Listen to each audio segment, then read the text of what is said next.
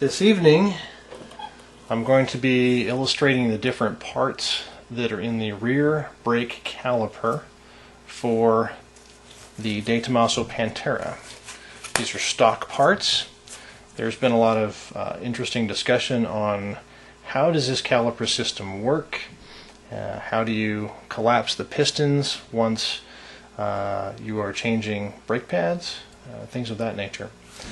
So we'll first start off with an illustration of the various parts.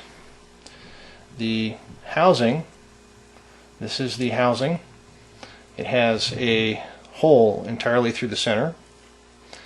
This one has been worked so that it's been all cleaned up. Some brake hone was used, and then some emery paper, and then finally just some rough 3M cloth. A speed bleeder valve has been installed for bleeding the brakes. The inlet for the brake line has also been cleaned. The indirect piston is how the emergency brake is actually actuated, and this portion in here is the magic bit that seems to confuse everybody. This piston is the direct piston. This is the piston that drives against the brake pad. On the inside you will note that it has another little magic bit, so to speak. It may be difficult to see, but in this you might see that instead of being entirely round, this actually has a bit of a cross shape to it.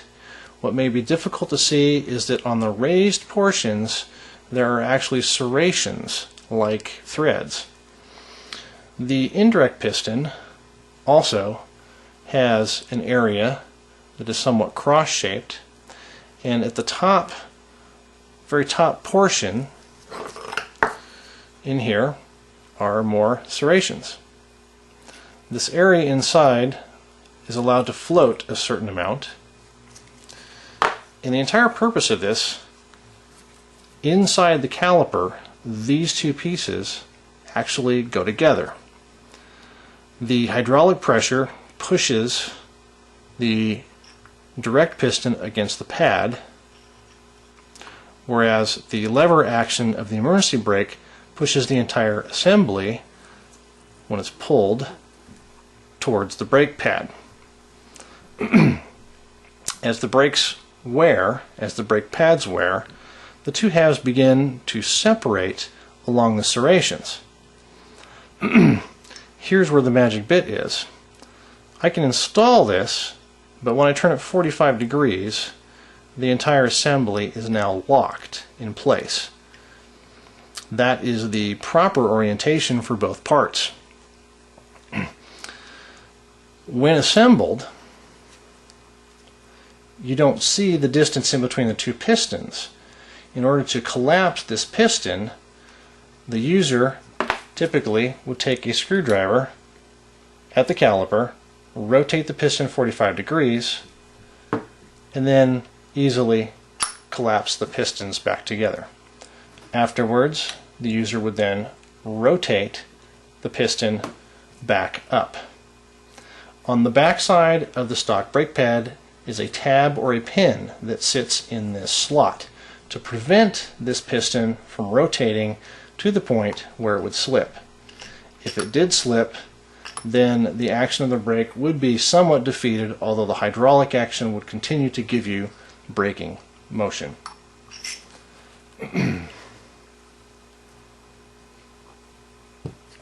We will now go to assemble the caliper.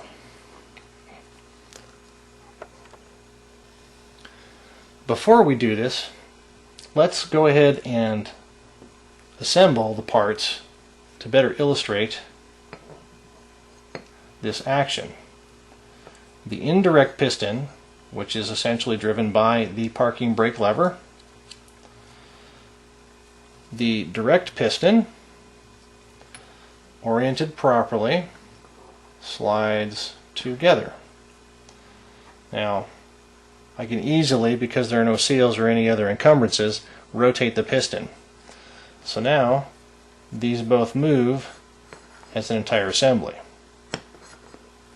The hydraulic action, pressing on the brake, pushes this piston out, and it will actually ratchet through those serrations as the pads wear. The emergency brake portion actually slides the entire assembly. To disassemble, rotate, remove. The back, remove. Now, in order to assemble, there are several parts that we use. We have the exterior boots that go over the calipers. We have the O-rings that are used internally to the caliper bore. And we have a retainer that is used around the protective dust boots. Once the bore is thoroughly cleaned, it's best to use brake fluid to actually lubricate the entire area. This we can do just gently using some clean brake fluid that I have here.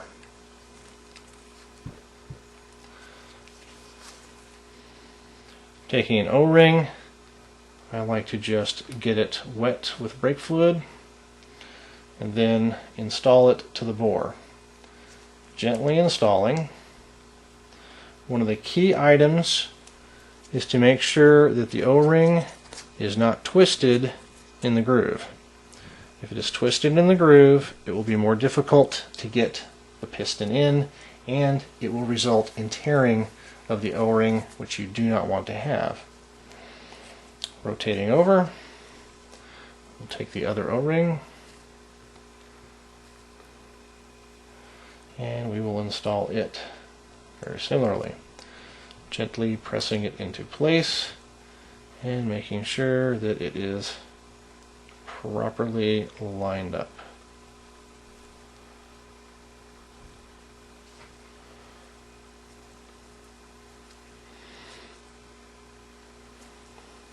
Once we are properly lined up,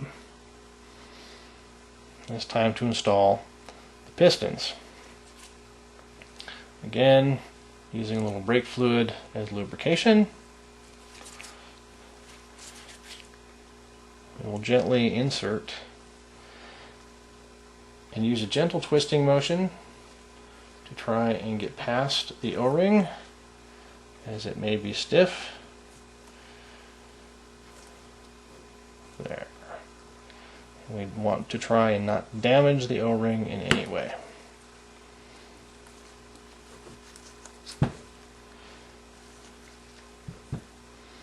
And voila, we have that particular. We have the indirect piston installed. The direct piston, this will be a little bit trickier because we have the little magic device, little ratchet device to contend with. We will line this up at a 45 and we will gently press. This is more difficult to try and turn because of the orientation of the cross piece and the fact that we've got it a little lubed up now with grease or brake fluid. Okay, there. Now we have that installed. So we have both of them. I want to try and keep one out a little farther than the other.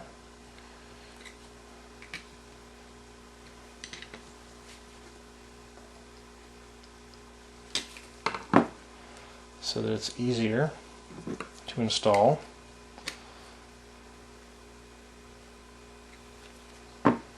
The dust caps. Alright.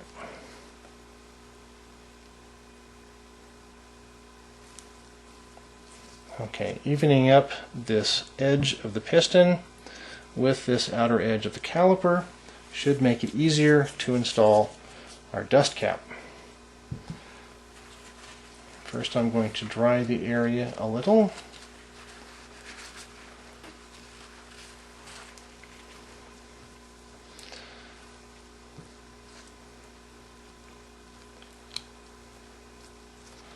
Install the cap on the outside edge of the caliper. Then we need to slip the rubber over the outside edge on the caliper itself. I'm sorry, I did say caliper when I meant piston. And then the last item to install would be the metal retaining ring.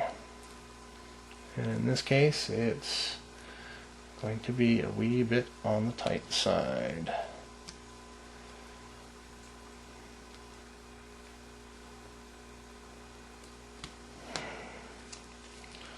I can't say I have a good method to do this. In fact, I may just do that at a later time. Alright.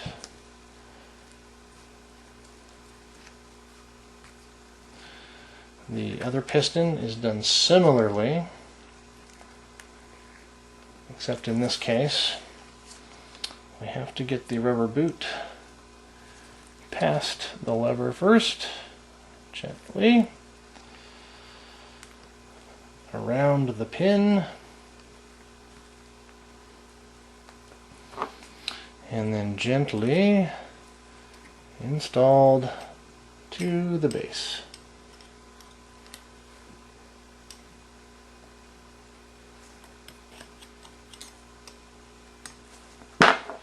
The outer edge goes around the piston edge there.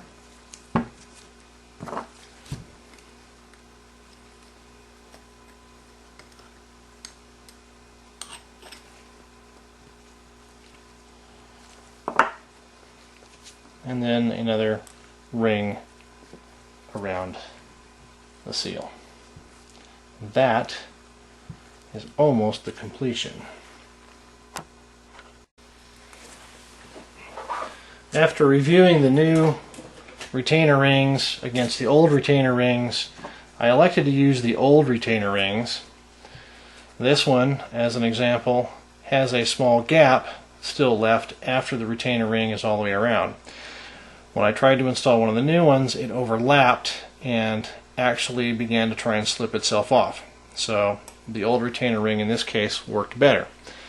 On the opposite side, a different sort of retainer is used. It's more of a flat spring rather than a round. I have another one from the other caliper that has been cleaned, and you'll note that it is more square. It mates better at the end, and there is a small gap between the two such that it's not overlapping and not trying to slip off. The last item that needs to go on the caliper is this nylon alignment and guide piece that allows the caliper to fit and slide into the larger mounting plate that will guide this on the caliper, or on the rotor. There is a solid back side which is square. There's a front side which is round. The round side goes towards this round pin.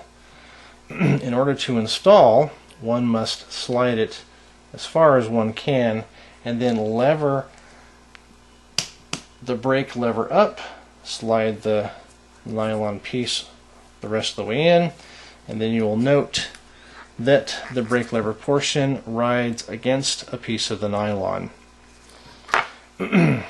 The only other pieces left to install are the spring and the retaining clip, which we will do after cleaning the spring. There now. A little Scotch-Brite pad and the spring is in much better shape. On insertion, we want to make sure that the one leg rests against this particular shelf or dog on the nylon spacer. The other will insert to the hole on the on the lever arm with any luck.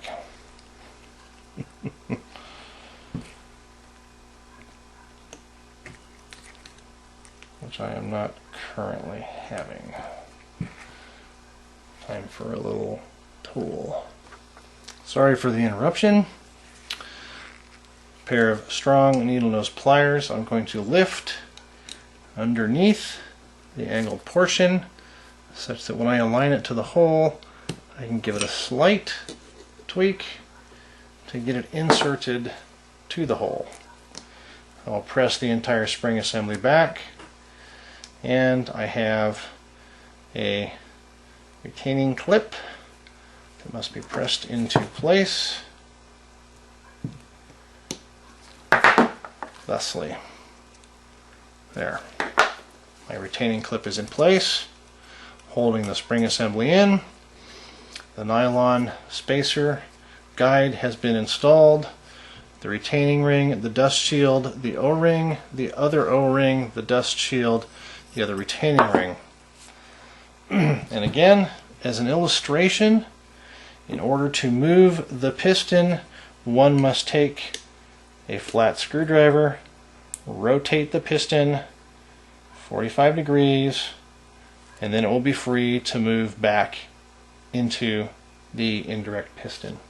Once accomplished, it again must be turned the other way. And this caliper is